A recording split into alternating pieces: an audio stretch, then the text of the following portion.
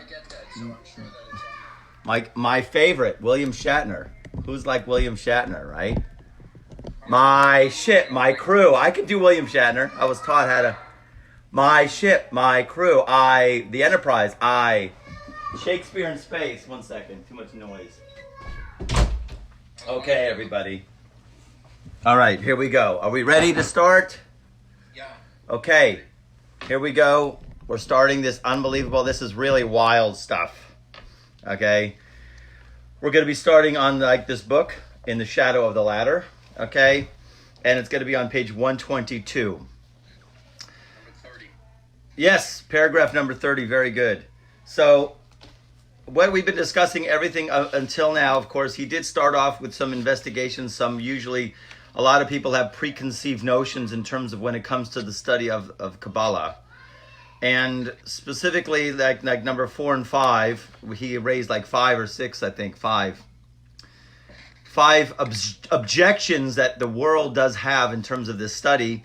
And he's been taking each one of those apart. And number 4 and 5, of course, number 4 was the people, what a force that holds people back was even those who love this learning only permitted to very saintly people. In other words, you have to be a tzaddik, a complete tzaddik, and not everybody who wants to take the crown is allowed to take the crown. That's the objection number 4. Number 5, which was probably the biggest one, which he says that there's a halachic principle that we have in Torah. And the halachic principle is you have to go and see what the populace are doing. There's a problem to that. Okay? So when you see, because, who knows what they're, but there is such a halachic thing, value, is when we see, but basically how the observant world behaves, so then we do get an idea of what to do in halacha, and we see how, in terms of people, the general observant, Torah observant world, they all will tell you it's better to learn a page of Talmud than it is to learn any Kabbalah. Okay, because they say Kabbalah, it's only for these people, they'll tell you, right? And you'll see the general populace, basically they stay away from this wisdom. So now that's where we're starting now. Now, on paragraph 30. So he says, now we have a clear answer to the 4th and 5th questions that we asked at the very beginning of this introduction. The 4th question relates to the teaching of the sages of the Talmud, which is also to be found in the books of Kabbalah, to the effect that this wisdom should only be taught to people who have reached a certain level of spirituality. You have to be on the level first before you can start. Okay? So, we see now that this injunction refers to that portion of Kabbalistic wisdom that is known as called Sitrei Torah. Now, 2 weeks ago, probably, we spoke about 2 kinds of Kabbalah, right? You always got to go into Svei Dinei. 2 kinds of Kabbalistic wisdom. And he said one is called Sitrei Torah, which really deals with or relates to the wisdom of the chariot, the workings of the chariot, and the workings of Maaseh Bereshit, of Bereshit. And these particular wisdoms can only be taught to either 1 or 2 students that have to have a certain level of knowledge and a certain intuitive ability to grasp. And that kind of Torah called Sitrei Torah is forbidden. There is. Now, usually that kind of Torah, you're never going to find written in a book. You're not going to find written in a book. Okay? 1 second, I think people are wanting to come in. Okay. I didn't know that I had to admit people. All right. Oh, 1 second. Okay. All right. So there's something called Sitrei Torah. It's never written in a book. That means Elijah the prophet is going to come to you in 2 o'clock in the morning and he's going to say, your deeds and everything and how you've been progressing. I'm here to come teach you the ultimate secrets of Kabbalistic wisdom. Okay. Right? Doesn't happen to everybody. And there is a certain section of wisdom that is actually, yes, it is forbidden. And it's required to conceal it. Okay? And we call that, in the aspect of the first 3 sfirot, as we know that we have 10 sfirot in Kabbalistic wisdom, The first three, Keter, Chochmah, and Bina, are called the wisdom of the head. That's the head of the spiritual entity. This is indeed only taught to individuals who have learned to conceal their spiritual attainment and only under particularly known conditions.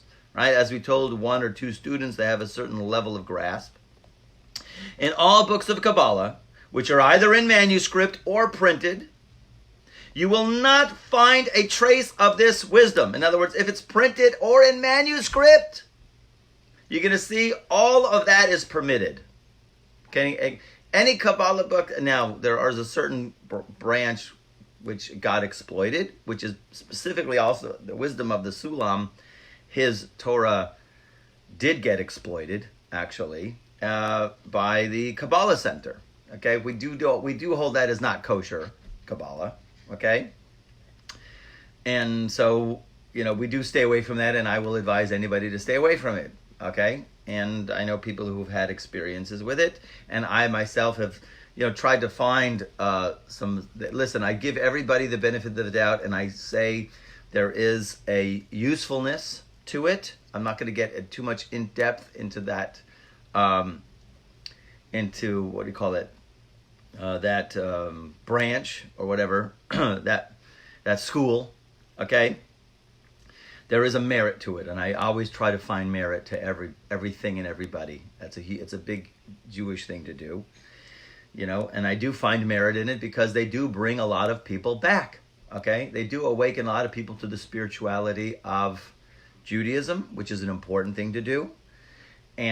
But problem is they just don't go the next levels. You have to push to go to the next levels, okay?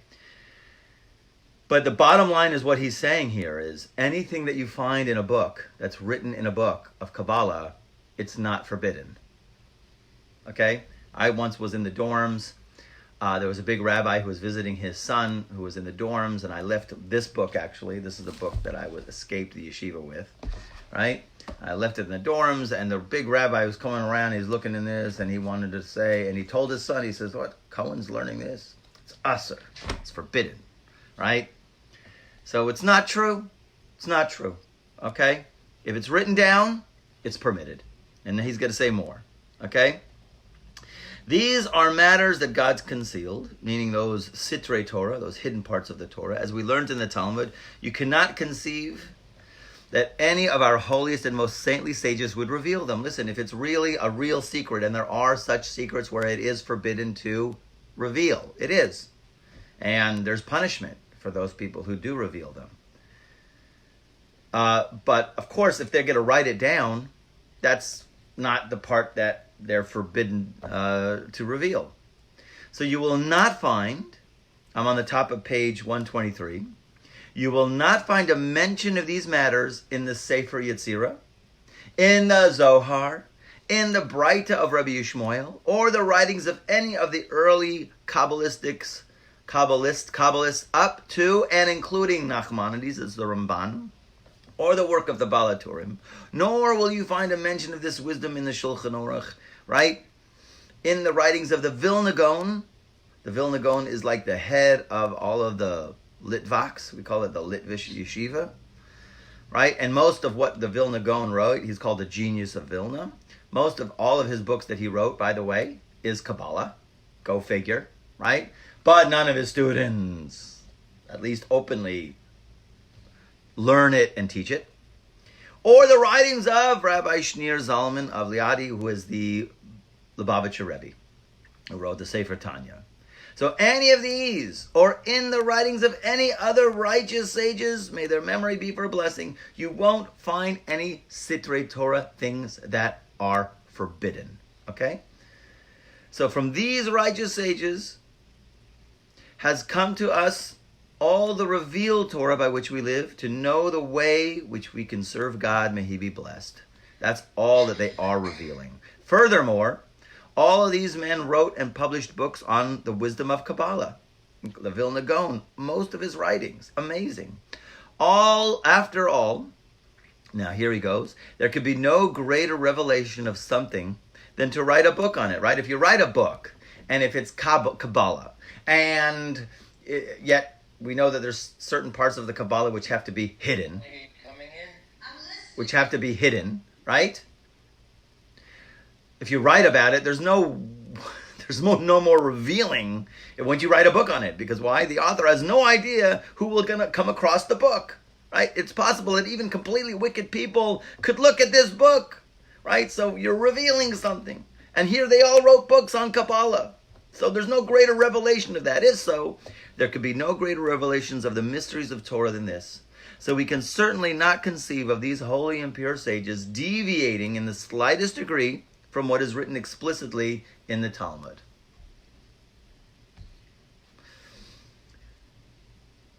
Okay?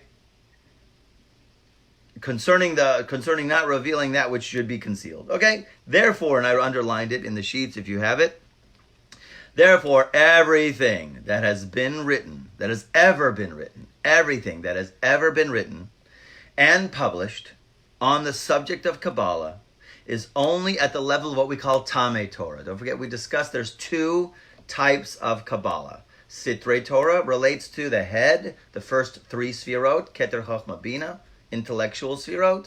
And then there's the lower seven sfirot. That's called Tamei Torah, which is called the reasons of the Torah, or the taste. Okay? You get a taste. Okay? Boy, that taste is sweet, right? That God first concealed, yes, he did conceal it, and then he revealed it according to the inner meaning of the palate will taste food, meaning from Malchut, which is the part of the head, will come out a taste of the real sweetness of Torah. Okay? So the idea here is that the lower seven sfirot, all of the books that were written were all on the lower seven, which now he goes on. Not only is there no prohibition on revealing these matters, but on the contrary, it is a very beneficial act. He calls it a mitzvah in the Hebrew. It's a mitzvah to reveal these matters, but on the contrary, it is a very beneficial act to do so. The reward of someone who knows this material and teaches it is very great.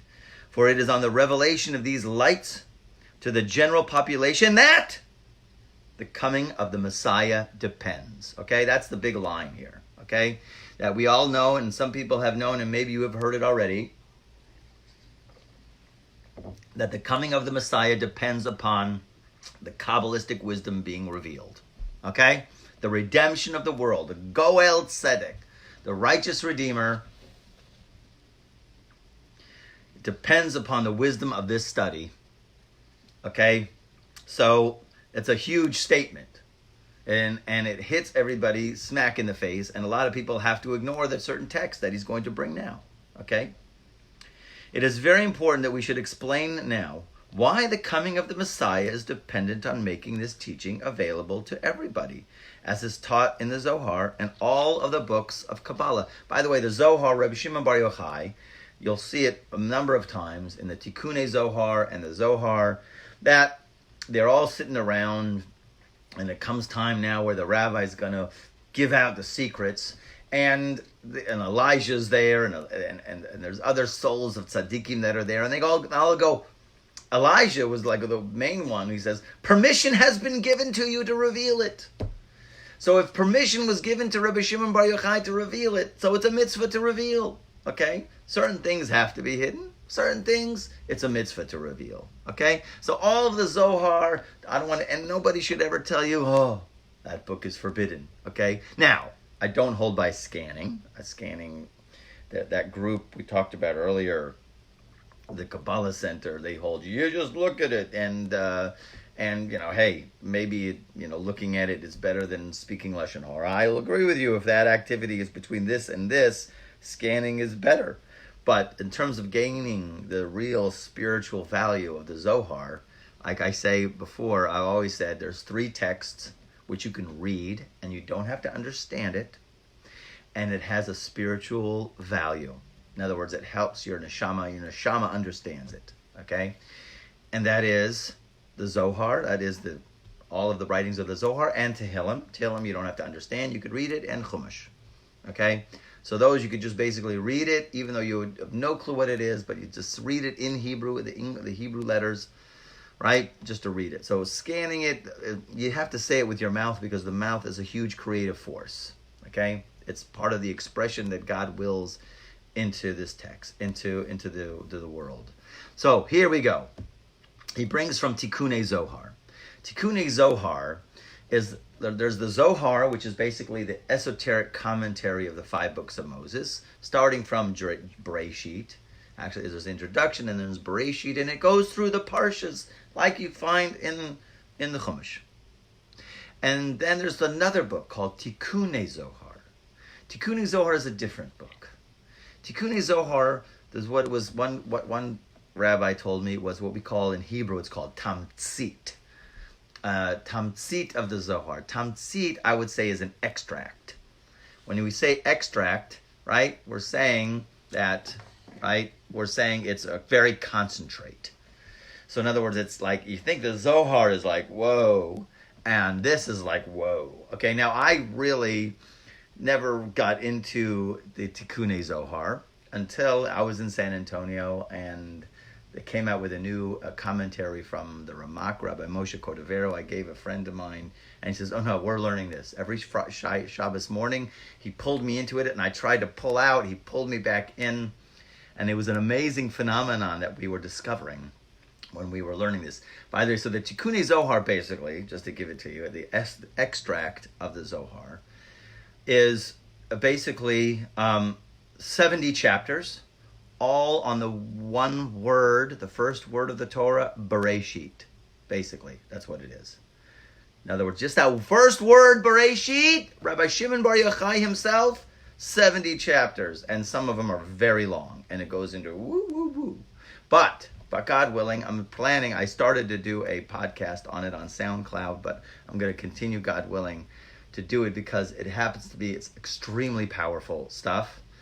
And, earth-shattering, and we're going to get a taste of it right now. Just one little thing about Tikkun Zohar. The Baal Shem Tov did tell all of the working men, actually. He advised all of the working men, you had to study Tikkun Zohar, a little part every day. He said that, right? And so anyways, since back in San Antonio with me and with Sammy Kovo, who pushed me to do it, thank God I've been doing like a page a day. Very, very, very powerful stuff. And I'm very grateful to him for pushing me to do it. And then thank God that I'm still staying with it. Now, one thing interesting, Rabbi Nachman, so the Holy Master Rabbi Nachman, he emphasized the importance and holiness of the Tikkun Zohar. I'm reading you from Sichot Aran, number 128. That he emphasized the importance and holiness of Tikkun Zohar, specifically Tikkun Zohar, many times. He spent much time studying and reviewing it, and not only during the month of Elul. There is a custom that during the month of Elul, people will try to read the entire 70 chapters. Like, there's a chunk a day. If you read it, just read it, right? That it has a huge spiritual significance. So, not only during the month of Elul, but he once said that Tikkun Zohar contains all the wisdoms in the world. Okay? Just to let you know that it's really packed with incredible wisdom. So here we go. Here comes the text, okay, that he brings down.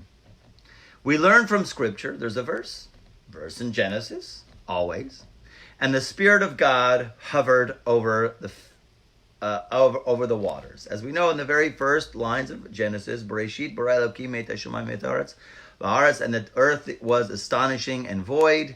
Hayhatovohu v'ruach Elohim v'choshech al pnei tehom, and there was darkness over the face of the deep. And the Spirit of God hovered over the waters. Okay? So now the Tikkun Zohar is going to understand this verse. The Spirit of God hovered over the face of the waters. We may ask, who is this? What is this Spirit of God? So it says, since the time when the Holy One, the Holy Shekhinah, descended into exile, this Spirit of God rests with those who occupy themselves with Torah, because the Holy Shekhinah is found amongst them. Actually, there's a ... there. I'm going to bring you what the full text says. The Holy Shekhinah goes to those people who are learning Torah, and it goes, wake up, guys. Wake up. Give me some stuff. I want to hear some juice from you guys. Right? But of course, what happens is, as you're going to see, he goes and he hangs at the Shekhinah, though. What is the Shekhinah? The divine presence. We'll just look at it just simple for now. the divine presence goes, and what does it say? All flesh is grass. Kol basar, right? What's the Hebrew there? Right? Chatzir. Kol basar chatzir. What does it mean, kol basar? All flesh is grass. What is that talking about? So it says, everyone has become like animals eating grass. He's referring to the people learning Torah here. In other words, I'm looking at a bunch of cows grazing. That's what the Shekhinah is responding. So I was saying this over to some people yesterday on Shabbos who were visiting. I broke the rule a little bit. So they came. What can I do? We were sitting outside. So, and I shared this text, and it goes, and this person, who happened to have this degree in agriculture said, when cows eat, they're completely mindless. Completely mindless. And as a matter of fact, they'll even go to the degree where if they see a spot of grass on the other side of this barbed wire fence, right, they got to go to that grass, even though they have plenty of grass right in front of them. They're just in another zone, okay? So the Shekhinah comes down to check out and hang with all of those learning Torah, and he's got a reaction to it. All flesh is grass. They're all like animals grazing. And all their grace is as the flower of the field. And what does that mean? All their grace is as the flower of the field. This means that all the good that people do, they are all doing for their own benefit. Legarmahu avdin, for themselves. And even those who do practice Torah, meaning they're doing acts of loving kindness, are doing so for their own benefit. In other words, there's a little bit of a shtickle of the motivation isn't quite altruistic, okay? And that's the whole point of where we're trying to work to in terms of our study of Kabbalah, study of Torah, okay? The idea here is, the main thing of Torah is to be a transformed individual, okay? That the Torah, the light of the Torah has to transform us to being a godlike individual. And so the Shekhinah comes down and goes, what are they doing? They're all learning. They're steigen away. Steigen is the word for, they're involved, but I get a sense of, they just want to be called Rabbi. They just want to be a smart guy. They just want to, it's for their ego, not really for the sake of what the holy sages and all of the rabbis and all of the tzaddikim, all the generations were focusing on, which is the main thing, is called 2 words, tikkun Shekhinah. You've got to know that phrase, because that's where we're heading. What does it mean, tikkun Shekhinah? Tikkun Shekhinah means fixing the Shekhinah. Fixing the Shekhinah. Wait a minute. I thought Shekhinah is this divine presence. Listen, tikkun Shekhinah is basically what is the Shekhinah?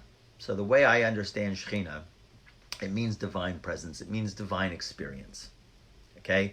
So when we think about divine presence or divine experience, we're experience meaning there's a creation that is experiencing God, experiencing the Ein Sof. The creation is experiencing the unlimited cosmic universal intelligence that made it.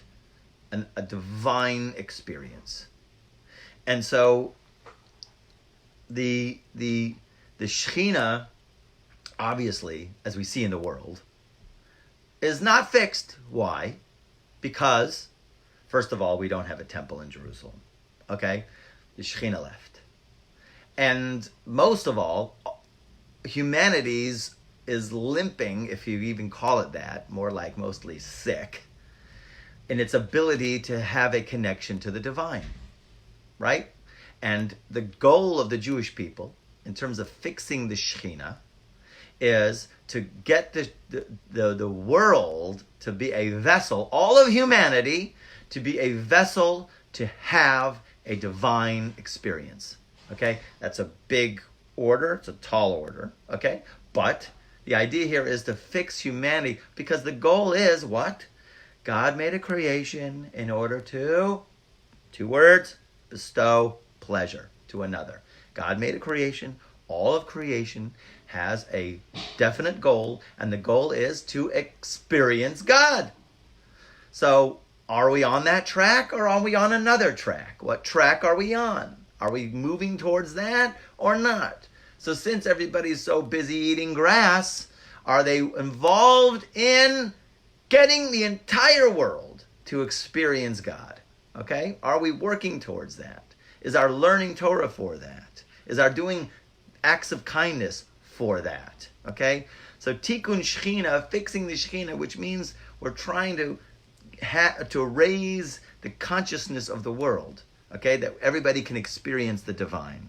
But if we're doing it for ourselves and we're egotistical because I want to be a smart guy and I want to be the big rabbi or I want to be the big knowledgeable person, right? That's called doing it for your own benefit, okay? So continuing in that paragraph, at that time, right, the Shekhinah comes down and he goes, a bunch of cows eating grass. There was once a great story, the Baal Shem Tov. He showed his students, they're sitting at an inn at a restaurant.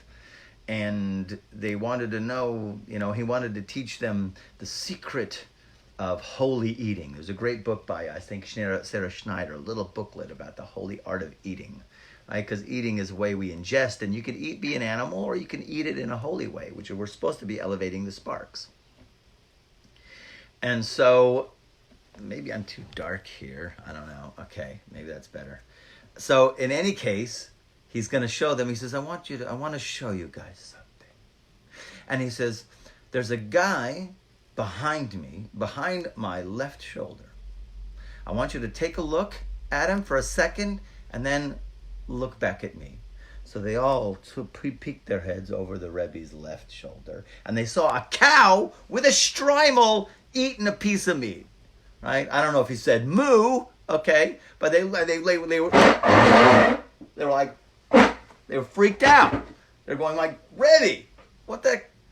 He says, see that person? I gave you the ability to see, right?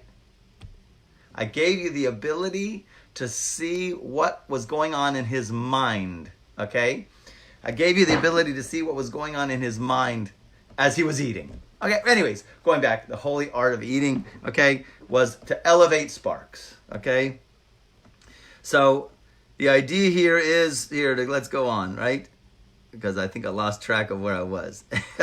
So even those, or I think it was on, okay, so the Shekhinah says they're all like eating grass, right? They're not focusing on what they should be focusing on. They're doing it for their own benefit. And even those who do practice Torah are only doing it for their own benefit. At that time, here in the paragraph, he remembered that they were but flesh, a spirit that passes away and never returns. And now the holy Tikkun Zohar says, what is this spirit that passes away and never returns? This is the spirit of the Mashiach. Unbelievable. What? The spirit of the Mashiach comes, and this is what it means by, and the Spirit of God hovered over the face of the waters. This is like the idea of redemption. And the Mashiach and the Goel Tzedek who comes down, he sees everybody's doing things for themselves, and he splits.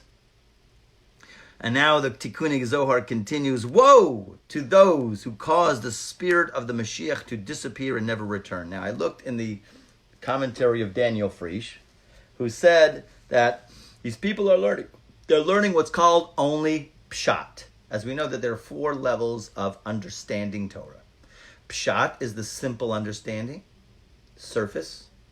Remez, deeper. Drush is deeper. And Sod is the deepest. So the Mashiach comes down and he says these people are only learning the simple understanding of the text. They're not delving into the inner parts of the Torah at all. And so what? He goes. He leaves. They make the Torah. This is what it says. It said it leaves, it doesn't come back, and it says they make the Torah into a parched land. A yavesha. Yavesh. Yavesh is dry. They make it dry. They're making the Torah dry. And they do not want to study the wisdom of the Kabbalah. These people cause the flow of wisdom to cease. Wisdom being the first letter Yud of the holy 4-letter name of God. The littlest letter is the holiest letter. The first letter of Yud Kei Vav Kei of God's name. that Yud represents wisdom. Believe me, and we all know, if you had the right smarts in any situation, you'd know exactly how to navigate any situation. You need wisdom. King Solomon, the wisest of all men, he knew he solved the world's problems. He did. While he was king, there was always a full moon, interestingly enough. Every night, a full moon, Rabbi. But the idea here is, whether it was literal or not, the idea here is he not only himself, but the entire Jewish people were in full expression, because the moon is just reflecting light. The moon reflects the sun, and we have the moon that waxes and wanes. So you have a full moon. We look at that conceptually as full expression. So King Solomon in his time was in full expression. The Jew, us, need to get to that full expression, okay? So the Yud represents the wisdom, which is how everything starts, okay?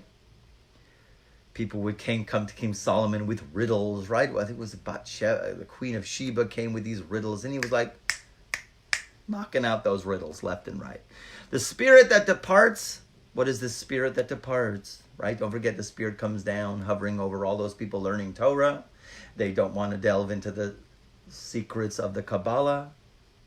By the way, it says down there in the commentary, I finally saw it there, that he wrote explicitly. I heard it from my rabbi, Rabbi Shabtai Taisher, and I heard it from other people, but I never saw it in writing. It says 1 hour of Kabbalah is equal to 30 days of learning Gemara, of learning the simple understanding of Gemara, okay? Go figure, okay? What do you say to that? Really, when you think about it, what do you say to that? 1 hour of this study is equal to 30 days. I mean, wow, okay? And yet, some people still take the blue pill and they go right back, okay? The spirit that departs is the spirit of the Messiah. It is the Holy Spirit, the spirit of wisdom and understanding, the spirit of sound advice. Just give us some advice. And strength, and the spirit of knowledge, and the fear of being separate from the Lord. Yirat Hashem, the way that is described, and it's a very good definition that he does that. It's really cool. Because mitzvah number 1 is fear, or we'll call it reverence. Okay? Reverence of the light of the infinite. When you are going to have a relationship with the light of the infinite, which we are partaking of and involved in daily, every moment, okay? Because really, when we look at it, the Ein Sof is all there is. All there is God. All of this stuff, it's all drama. It's wonderful. Sometimes you just got to see through the entire molecules. And every time we say Shema Yisrael Hashem Elokeinu Hashem, all this coronavirus, and now I'm hearing all of these unbelievable, power plays and politics. God runs the world completely. He knows exactly what he's doing. And our job is to see through it and know God is running the world. And our job is to connect and to try to connect the world. Okay? And so, furthermore, going on, okay? Furthermore, and God said, so mitzvah number 1 is yira. When we're approaching a relationship with God, you have to have what's called reverence. You are a creation, and we are relating to infinity. When we're relating to infinity, you want to be connected. You have a tremendous amount of love, but you have to approach with a certain reverence. Okay, that's mitzvah number 1. Furthermore, that's mitzvah number 2. That brings that in the text. They don't translate it so good here. They went furthermore. Okay, but going back, verse number 1 was the Spirit of God hovered over the face of the waters, which was the Spirit of the Mashiach. The next verse said, and God said, let there be light, and there was light. What does it mean, God said, let there be light? This refers to love. The love of loving kindness. The energy of love is a great thing. Most people, interestingly enough, I was having a discussion with Nachum yesterday, and he was saying the solution to fear is love. Okay? We're talking about external fears. If a person suffers from a lot of external fears, So if they put themselves, or able to put themselves in a, because usually fear is fear of losing, right? But if you're in love, in a love mode, so love, the word love in Hebrew is ahava. Ahava, the two middle letters of ahava is hav, which means give. So when you're involved in a love zone or mode, you are involved in giving. When you're in fear mode, of course, you're afraid of losing, so therefore it's more like a contraction, okay? You need both forces in terms of a dynamic relationship with God. But the type of yira Hashem is what he says here, fear of being separate from the Lord. In other words, the love is so great, you're still very aware, consciously aware, that you don't want to be separate from that state of love. The ultimate goal is love of God, to be in love with God. But of course, in that love of God, there's a certain level of consciousness that you don't want it to end, okay? You don't want it there to be a separation, okay? So then we go to the next mitzvah. Furthermore, and God said, let there be light, and there was light. And this refers to love, the love of loving kindness. Can you imagine yourself being in that state of love, of loving kindness? Ahavas chesed is the Hebrew. Ahavas chesed, there was a great, the tzaddikim, when they would wake up in the morning and they're going, oh, I can't wait for the opportunity to do someone a favor, okay? And once again, to focus. The Baal Shem Tov says, and this is the whole focus of every single thing that Rabbi Ashlag tells us about transforming ourselves to be giving entities, loving entities, is the greatest thing you can do in the world, and I say this all the time, is to do someone a favor. And I say, why does he say to do someone a favor? Is because when you do someone a favor, you're not looking to get something back, of course, unless you're Don Corleone, okay? But if you're doing someone a favor, pass me that pencil, pass me that spoon, unless you're in the middle of a conversation with somebody and someone asks you to pass the salt and you're like, and then you pass the salt and then you get back, okay? So, but usually you do a favor, you do it, it's done, it's gone, it's out of your mind. You don't remember it the next day or definitely 2 days later. So the love of loving kindness, ahavat chesed. What an idea, what a level of consciousness, okay? To be loving to do kindness, looking to do kindness, okay?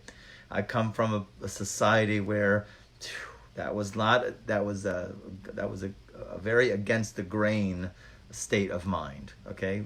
I wasn't raised in a Torah environment, okay? But this is all that the Torah is about.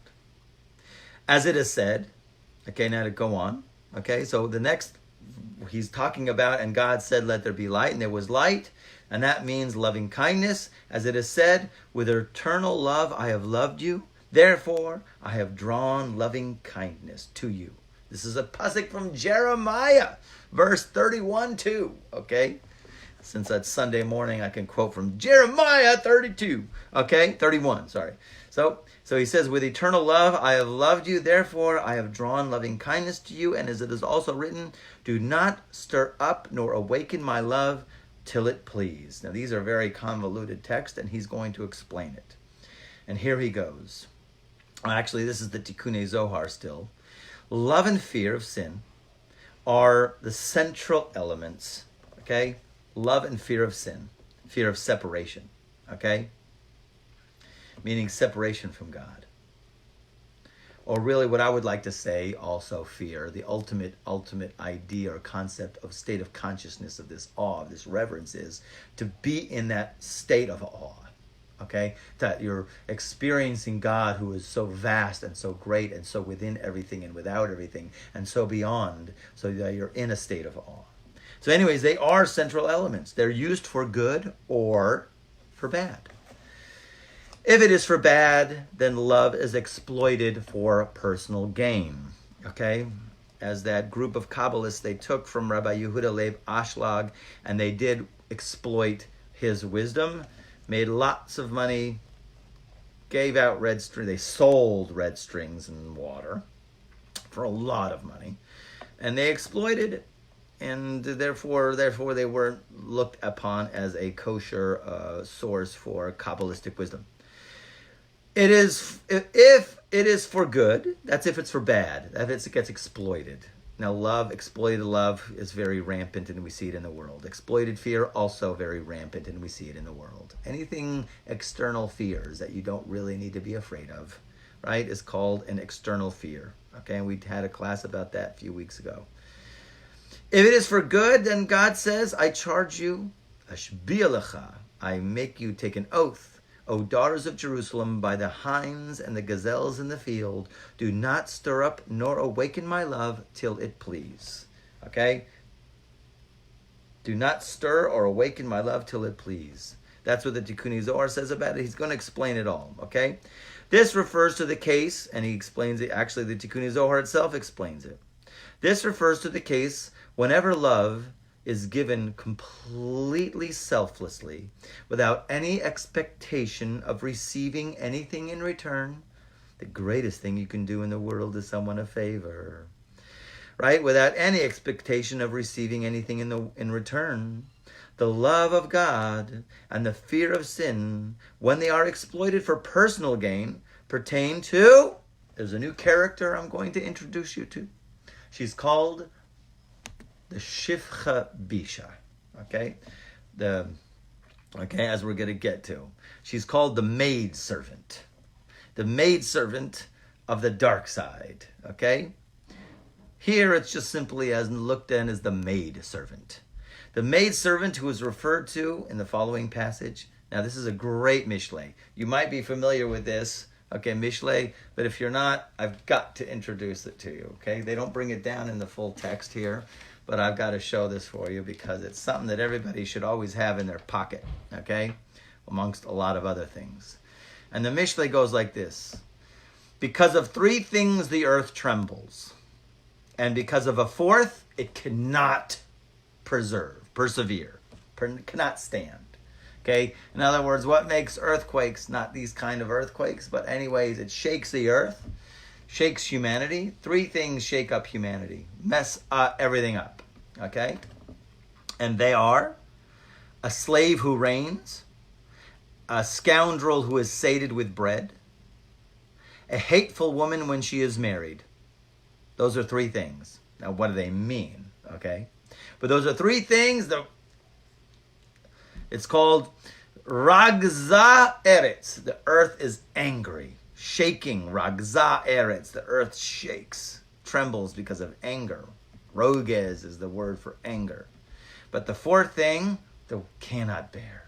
The world can't stand it. And that's the maid servant who inherits the place of her mistress. Okay? This is a huge rule in Kabbalah. Okay? The maid servant versus the mistress. The mistress is the lady of the house. So, of course, we look at that literally as, of course, the mistress of the house has become disinherited, and that's how he brings it in English, and the maid servant comes. Okay? Maid servant is now running the house. Okay? The world can't stand that. Now, what does it mean? Okay, so I looked up some commentaries. You could just look at it simply. I'll give you the simple understanding. A slave who reigns, obviously, the biggest example of that is Achashverosh, as we learned in the time of Purim, where he was a slave, actually. But the slave doesn't really necessarily know how, he doesn't have the ability to govern properly, especially when things happen, okay?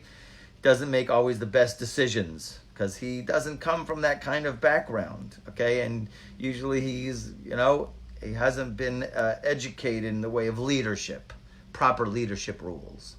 So that's why the earth is angry. The second thing is a scoundrel who is sated with bread. A scoundrel, actually they call it, the Hebrew is naval, okay? Naval is a kind of a person who is an uncouth. He's not, what do you call it? Refined. He's an unrefined individual. He's balechem, which means he's very successful. So if you have an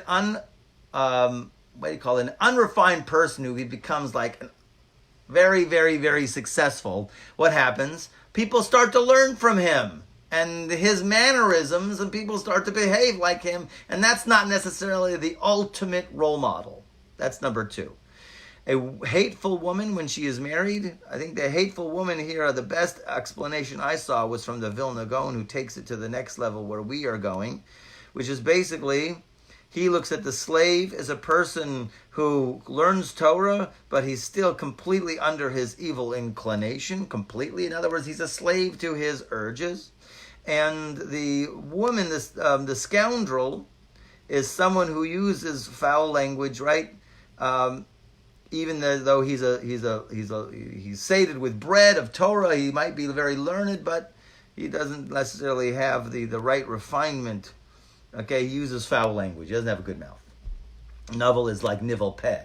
We have an isser to not let things which are not clean come out of our mouths. Okay, and then the hateful woman, kind of an interesting thing, is basically, she's promiscuous. That's a simple understanding is she's a promiscuous woman. In other words, she sleeps around. Okay? Prostitute who got married, and who knows who the real father is, but she claims he's the father. Okay? Now they have genetic testing. I want to take it to a different way. I want to take it completely that is not in any perush or any commentary. That the hateful woman when she is married is basically the hateful woman. If you know in Chumash who is the hateful woman, the hateful woman is Leah. Haha! Leah was hated, correct? Now, I heard this from Rabbi Moshe Weinberger. Rabbi Moshe Weinberger said, you have to always look at the Torah in different levels. That's what the Zohar does. It looks at it at different levels. And when we look at Yaakov and Rachel is loved and Leah is hated, that Rachel represents Torah.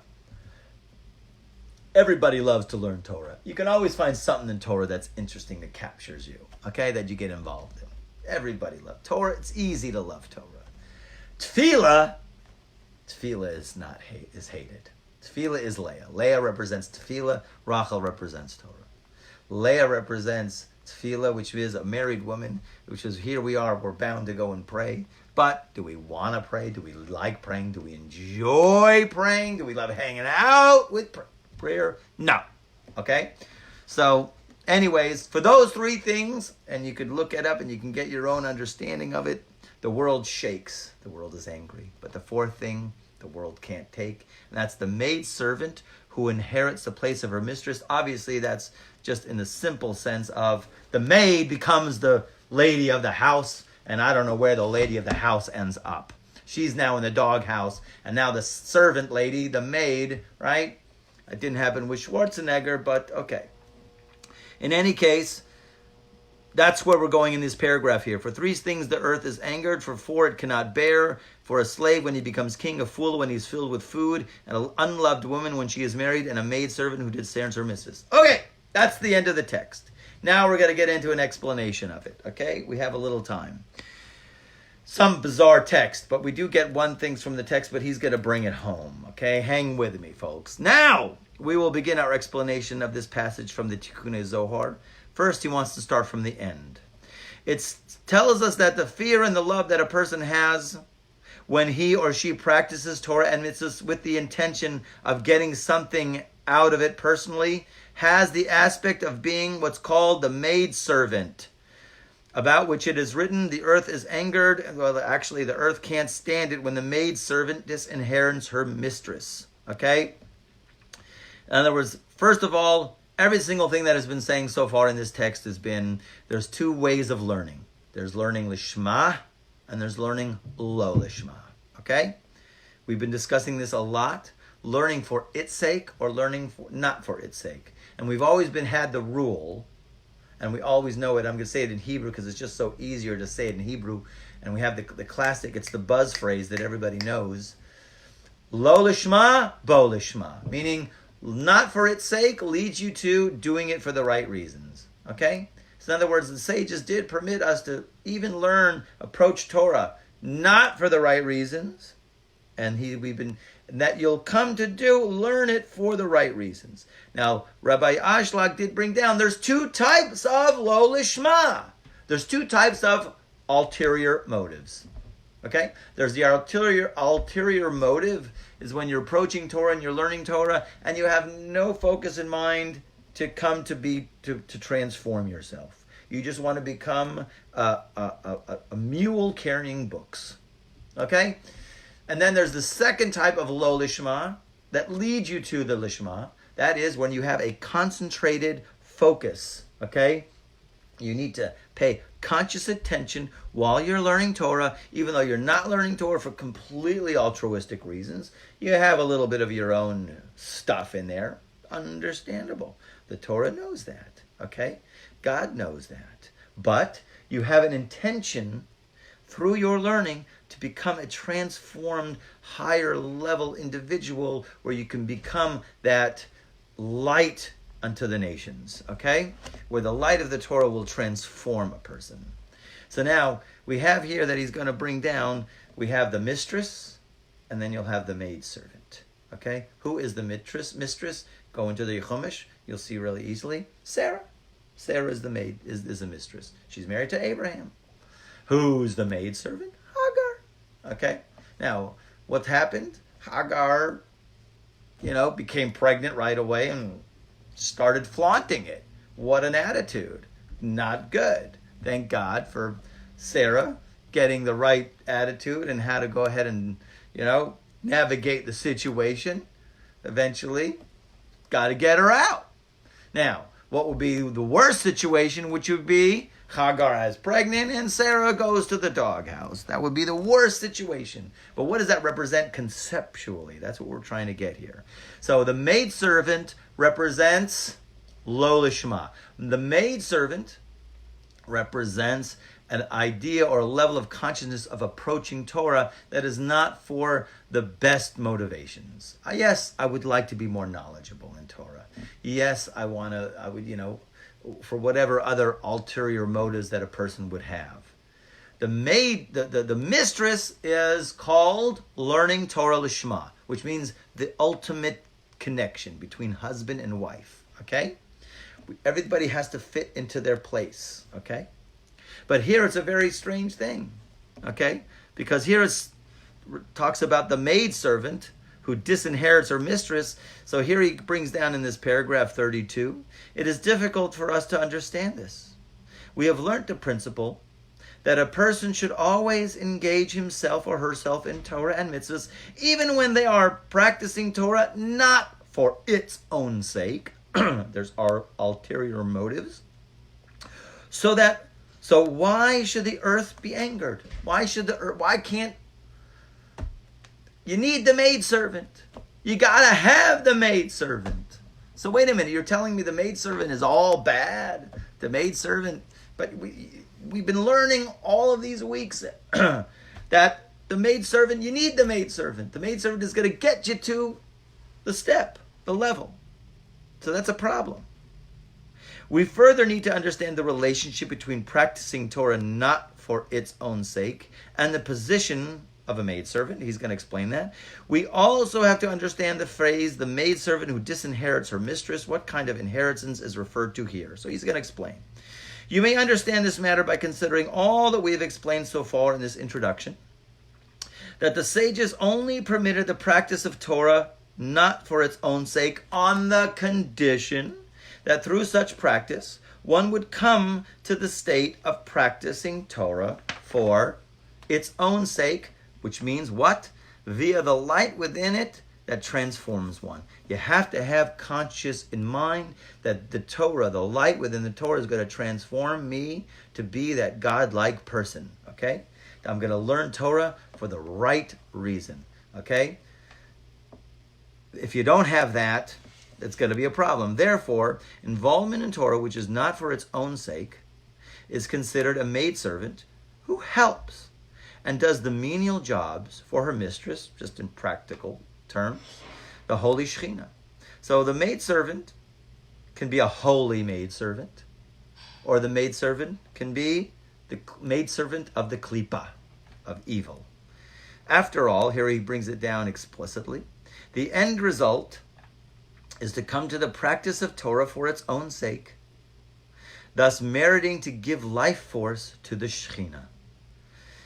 Then, This maidservant, which has the aspect of practicing Torah not for its own sake, the lo lishma, who's the maidservant, is yet considered to be a holy maidservant in that she helps and prepares the way for holiness. And she's called the maidservant of the holy world of Asiya. Asiya, as we know, in Kabbalistic doctrine, you have 4 realms, Atzilut, Bria, Yetzira, and Asiya. Asiya is the lowest of the realms, but here we're approaching Torah. The maidservant can take a form of holiness because it's a step to get us to the right place. Okay? Lo lishma, bo lishma, but not all lo lishma. The right lo lishma. The right not for its own sake. The lo lishma has to be for the sake of getting to the Shekhinah. For the sake of, how does it call it? Giving life force for the Shekhinah. You have to have that level of consciousness in mind when you're approaching Torah. Okay? However, if a person's faith is not complete and he or she practices Torah and mitzvot only because they feel that God is commanding them to do so, i.e., here he says, in hope of receiving a reward, okay? A lot of people are doing Torah and mitzvahs in order that they can get a reward in the next world. Would you believe it or not? I hate to pop your bubble, okay? But creation is way bigger than that. And our relationship with God is one of such a connection where we are a co-creator, not only in our own destiny, but in shaping the world through our levels of consciousness. And in part of that, we love mitzvahs only because we love the connection to God in a true and sincere way, not to get a reward. We're not doing it to receive a reward. The mitzvah itself, the connection itself is the reward. Okay? Being connected to God in that way, you understand that I am a vehicle for God's expression. Not my own. I do have a unique expression. God gave me a unique expression. And I only do it, why? Only that we can be a beacon for God's expression. Only that we be a conduit, a vehicle, a chariot for the expression of the light of infinity. Okay? That is the ultimate intention. We are just a function of an expression. Okay? That is where we're going to. We don't do things for a reward. But, of course, sometimes we all know we're born with you got to get something out of it, right? This kind of attitude. But a person who has only that, then, as we have previously seen in the paragraph, such practice of Torah and mitzvot will in no way help to reveal the light within the Torah, if you're still sticking to that. The person's eyes are defective and they transform the light within the Torah into darkness. That's when the Torah can become a drug of death, okay? As in the example of Hashem is mamish, he's right in sync with all of us. The example that we had before in the Midrash of, yes, you got it, the bat, right? Remember there was the conversation between the bat and the rooster? How interesting. It's the bat. It's like we're in the generation of the bat, right? Right now, we're all closed up in our houses because of what? The bat. Right? Batman takes on a whole new picture now, okay? Say goodbye to that Batman. We got a new Batman, right? In the wet markets in Wuhan, okay? The bat and the rooster were talking to each other and they're going, oh, the light's coming, man. And the rooster looks at the bat and goes, what do you care about the light? The light's going to make you go and get buried. I look to the light because it's going to heal me.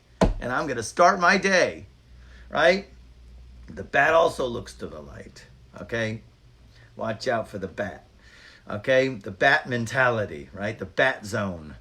This type of work in Torah is no longer in the category of the holy maidservant, because through such practice of Torah, a person cannot come to the practice of Torah for its own sake. Therefore, such work, all the work, comes into the domain of the maid servant of the shells, the new character, right? The maid servant of the shells is the Shifcha Bisha, the evil maid servant. And she disinherits the mistress, and now she takes over, because that really represents the ego and ultimate external motivation. Okay? That means all the person's Torah is feeding the dark side. You are giving batteries to the matrix. Okay? That's right.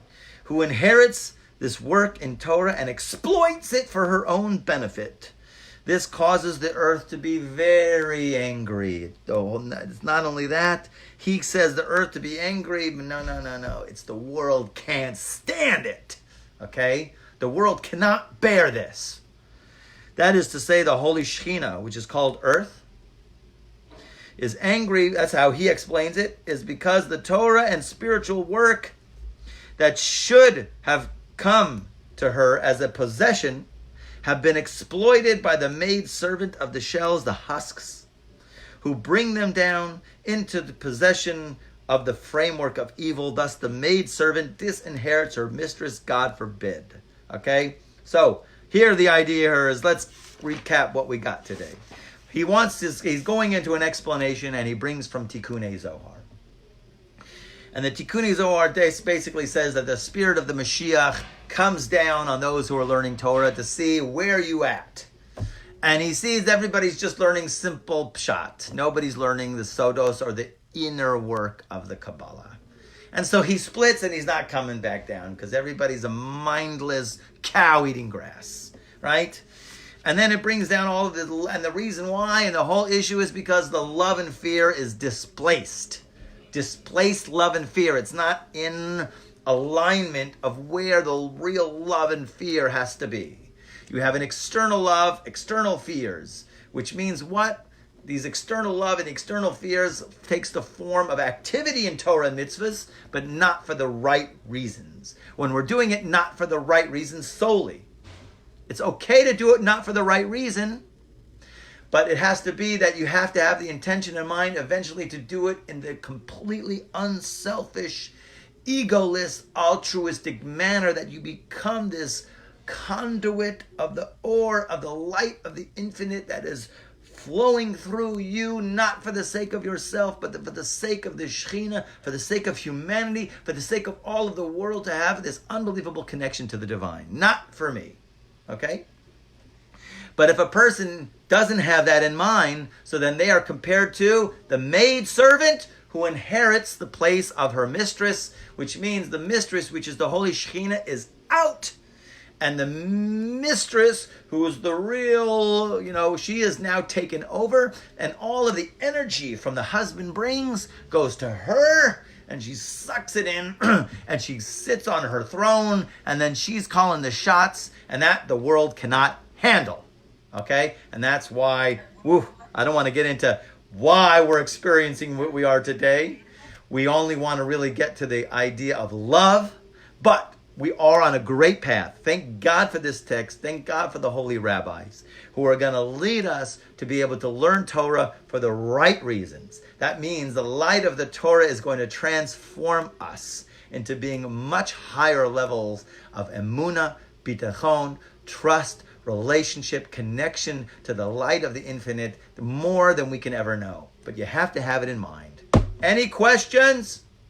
No. Thank you, Rabbi. All right. See you next week. See you next week.